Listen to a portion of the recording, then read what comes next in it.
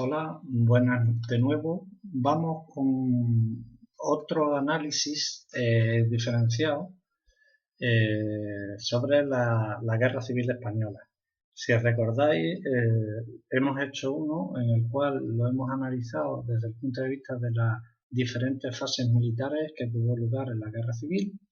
Posteriormente lo hemos analizado desde el punto de vista de las causas, del desastre humano que provocó, desde el punto de vista económico y desde el punto de vista social que conllevó la Guerra Civil Española.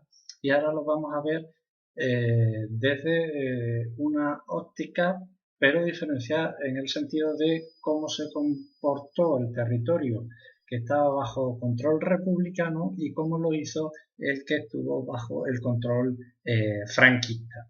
Eso es un poco lo que recoge en este apartado, que es la evolución política y la situación económica de los bandos republicanos y franquistas durante la Guerra Civil Española.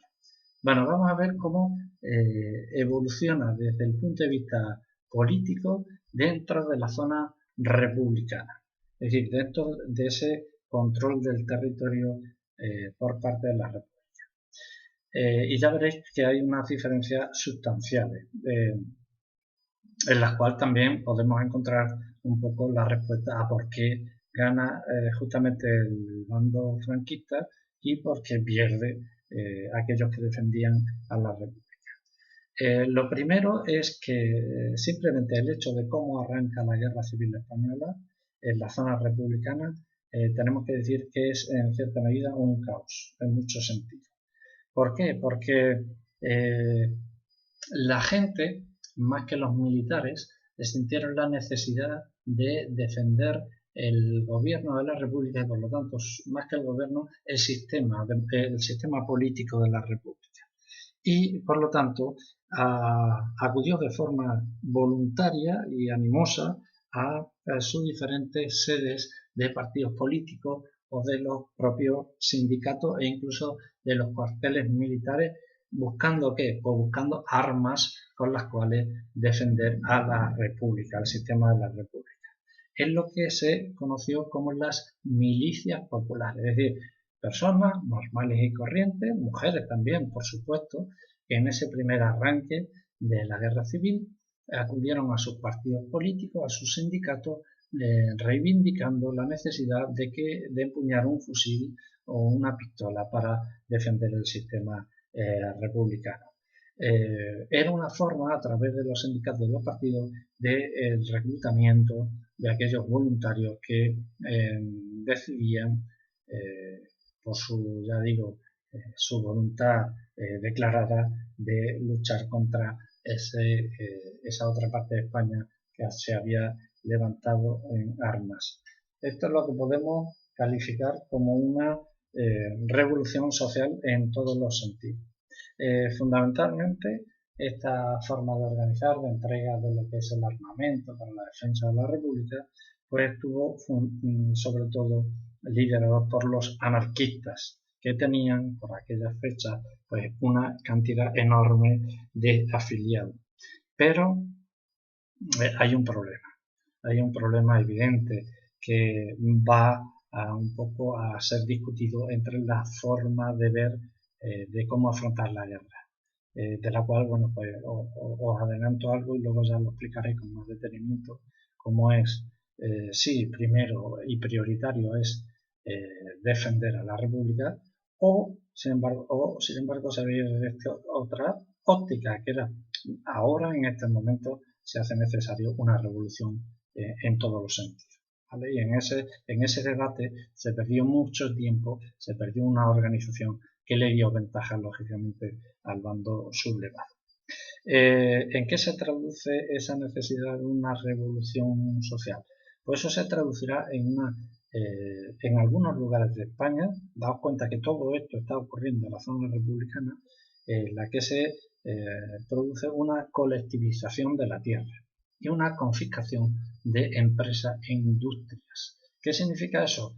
Pues eso es ni más ni menos que pasar de manos privadas, es decir, de una propiedad privada, a manos públicas en el sentido de de que sea el propio sindicato, en este caso fundamentalmente la CNT, la Confederación Nacional de Trabajadores, es decir, el sindicato anarquista, que pasara a su control, tanto fábricas como tierras.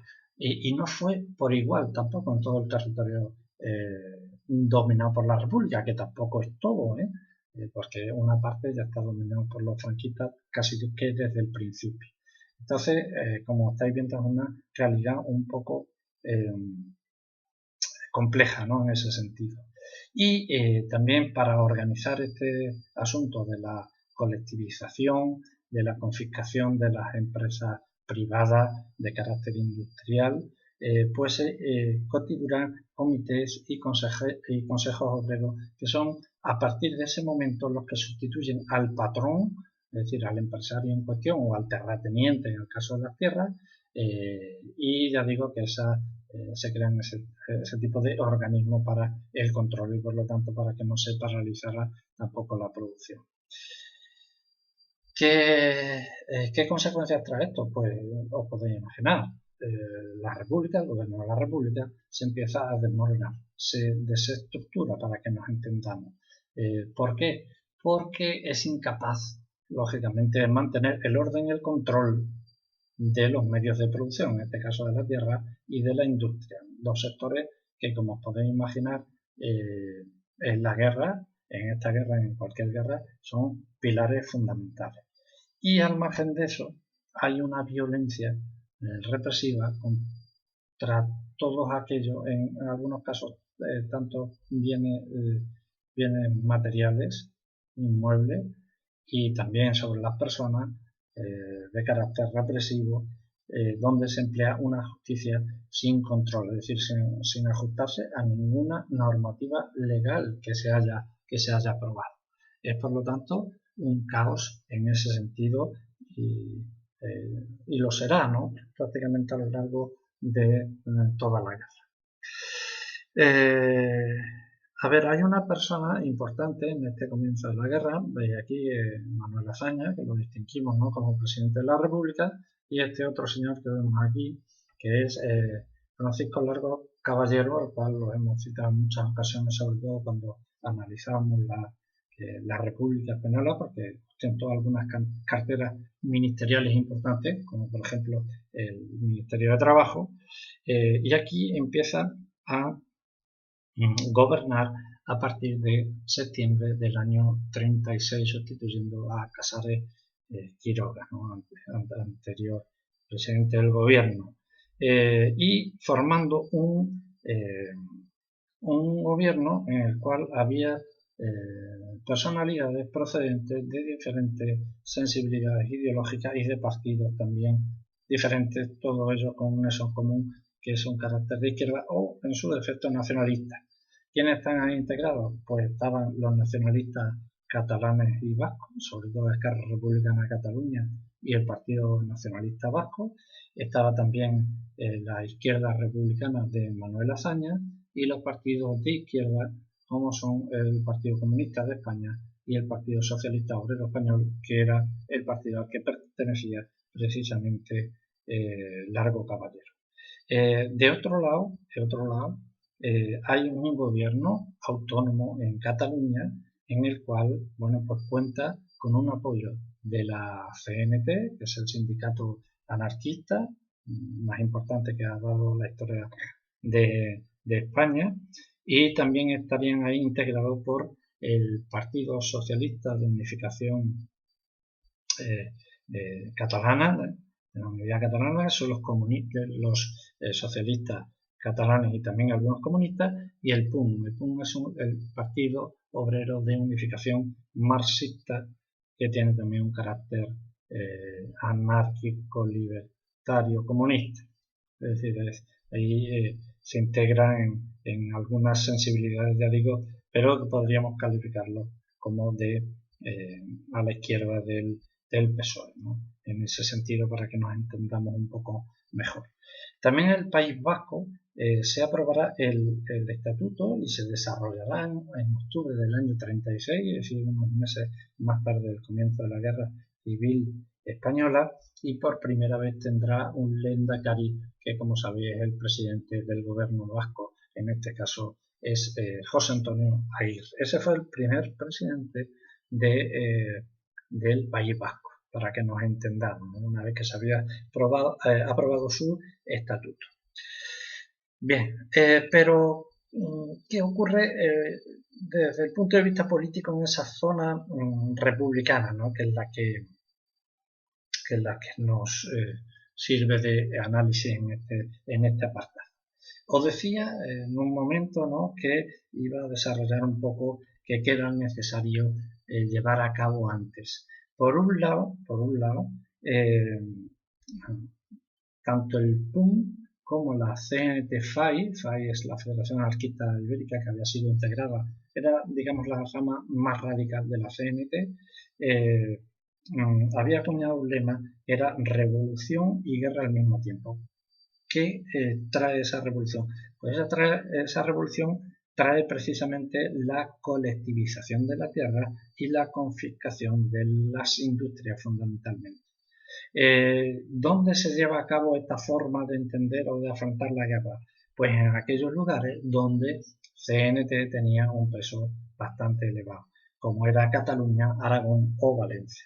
Sin embargo, en aquellos donde el PSOE era mayoritario, contando también con el apoyo del Partido Comunista de España, lo que quieren es un cierto orden, organización en definitiva, ¿no? Que no se produzca el caos, que no haya esa justicia sin control y que todo esté más o menos controlado. Por eso, ante esa revolución y guerra al mismo tiempo, lo que pretenden socialistas y comunistas es primero la guerra, es decir, primero solventemos los problemas que estamos teniendo y después vendrá la revolución. Ya digo que eso lógicamente hace que el que no se tenga claro qué es lo primordial, hace que tu debilidad sea creciente y por lo tanto sea más fácil por parte de tu enemigo combatirte. Tanto es así que incluso fijaos algo, podemos considerar como un punto surrealista, pero fundamentalmente dramático, es que, por ejemplo, la Generalitat, que intentaba controlar la Telefónica de Barcelona, imaginaos lo que es Telefónica en aquella época de vital importancia para las telecomunicaciones, ¿no? Es decir, para ponerse en contacto con otros lugares del territorio español, que estaba controlado por la CNT. Incluso hubo disparos entre uno y otro, es decir, entre partidarios de la CNT y partidarios del Partido Comunista y del Partido Socialista. Imaginaos lo que es. Es decir, fue una guerra, para que nos entendamos, dentro de la guerra, es decir, dentro de los propios republicanos en este caso. Y ya digo que estuvo sobre todo focalizado ahí en la ciudad de Barcelona. ¿Esto a qué llevará? Pues llevará al final a la dimisión de Largo Caballero, que se mostró incapaz de controlar esta catarsis, ¿no?, que se había producido dentro del propio territorio republicano. Y Largo Caballero será sustituido por Juan Negrín, que era un militante socialista que procedía, también hablamos de él en su momento en la República, del Partido Socialista Obrero Español, pero que su postura fue derivando hacia una inclinación más comunista y prácticamente llegó hasta, como jefe de gobierno, hasta prácticamente el final de la guerra, hasta el mes de marzo en concreto del año 39. El hecho de que Juan Negrín asumiera ahora el liderazgo dentro de esta zona republicana, dentro de esa evolución política que va teniendo la República, hará que se pida un apoyo decidido a la Unión Soviética, a los rusos, que como sabemos tenían un régimen comunista. Y entre otras decisiones que se adoptan de forma casi inmediata es la legalización del PUM, del Partido Obrero de Unificación Marxista. Os recomiendo que veáis una películas, porque todo esto se ve perfectamente, todo el tema de la colectivización de las tierras en Aragón, de los enfrentamientos en la Telefónica de Barcelona, etcétera, etcétera, en Tierra y Libertad, y cómo fue pasando de ese descontrol absoluto hasta más o menos una unificación, ¿no?, del mando en cuanto a las decisiones militares que se adoptaron a partir de la llamada de auxilio a la Unión Soviética. Por otro lado, también ocurrió una cuestión muy importante, que es el traslado de la capitalidad de España dentro de la zona republicana, pasada de Madrid a Valencia en primera instancia. Eso se produce al año y pico, ¿no?, en concreto en octubre del año 37, al año y pico me refería del comienzo de la Guerra Civil, y se instituirá lo que se conoce como el Ejército Popular, es decir, aquella descontrol inicial de la gente acudiendo a sus sedes sindicales y de partido en busca de armas, pues ahora tiene que haber un mando único, una jerarquización y una organización dentro del ejército. Cuando el ejército franquista llega allá por el mes de marzo del año 38 a bloquear un poco hasta llegar al Mediterráneo, pues ya se va viendo un poco la debilidad, ¿no?, y la cuestión de que no iba a durar mucho en el tiempo ya el mantenimiento de su postura. Al margen de eso, sucesos que se van aconteciendo en Europa, como el Pacto de Múnich de 1938, un pacto firmado por el Reino Unido, por Francia, por Alemania y por Italia, en el cual, bueno, se le concedía a Hitler digamos, el visto bueno por parte de estas potencias occidentales. En el caso de Italia estaba claro porque al frente estaba Mussolini, de, bueno, un paso más hacia la expansión de la propia Alemania para convertirla en el imperio, ¿no?, en el Reich, con la ocupación de los Sudetes, que es una región próxima en Checoslovaquia, cerca de esa Alemania. También hay una pérdida de apoyo una vez que se retiran las brigadas internacionales, los soviéticos que disminuyen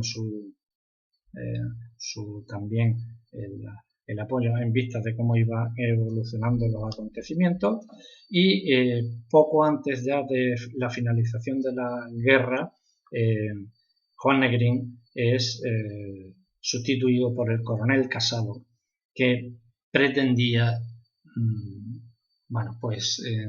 llegar a un acuerdo de paz con Franco, pero Franco no está dispuesto sino a que depongan las armas y haya una rendición incondicional de la República, sin necesariamente tener que discutir absolutamente nada. Por último, en este apartado de cómo funcionaron las cosas dentro de la política en la zona republicana, se habla también del terror rojo. ¿Qué es el terror rojo? Es un término que se acuñó justamente porque de todo lo que hemos comentado, ¿no?, de ese descontrol, tan solo controlado por los sindicatos y los partidos políticos, donde se dieron armas a los simpatizantes, conllevó a que muchos pues acabaran matando a personas, algunas por su afinidad política y otras simplemente porque aprovecharon justamente este descontrol para tomarse venganza, e incluso por cuestiones estrictamente personales.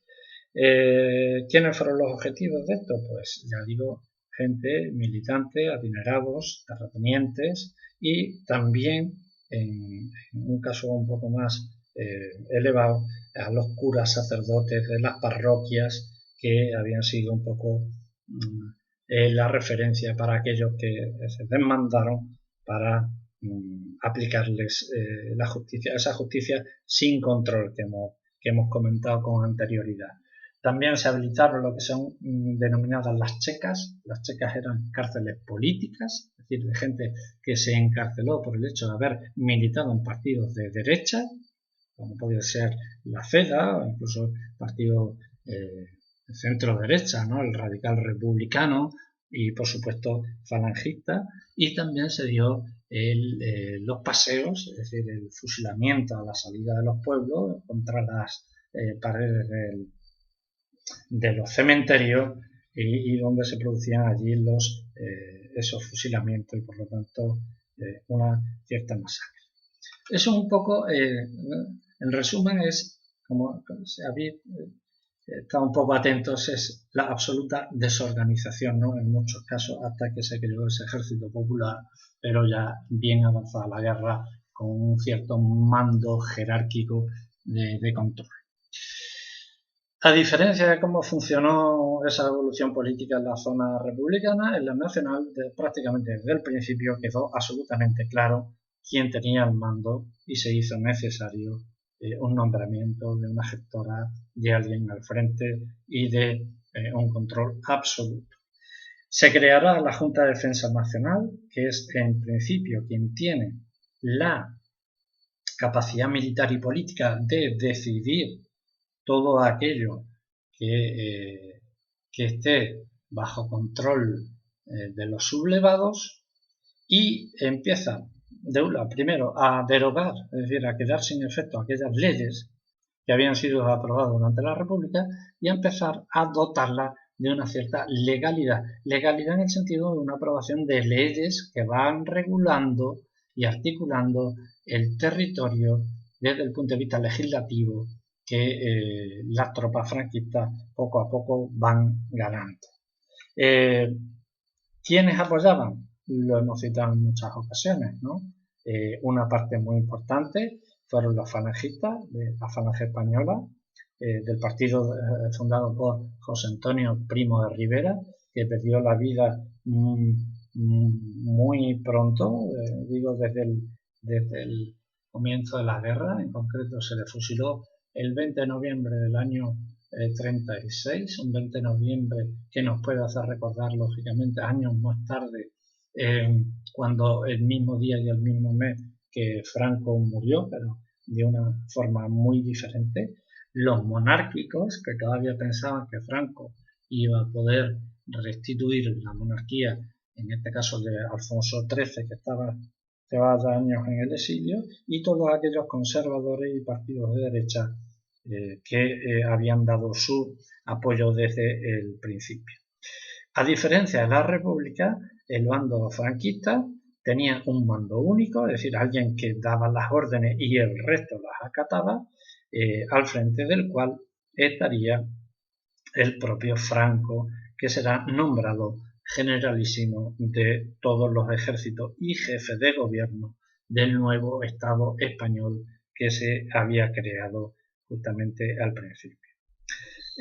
Además, él supo incluir y darle un protagonismo fundamental a aquellos militantes de la falange, falangistas, que en realidad eran fascistas, como los italianos, y también a los tradicionalistas carlistas que tenían, por cuestiones históricas, un arraigo en lugares muy concretos, como podía ser el caso de Navarra, parte de Cataluña, incluso Aragón, ¿verdad? El País Vasco, que habían además ayudado a ese control territorial por parte de las tropas carlistas desde el principio.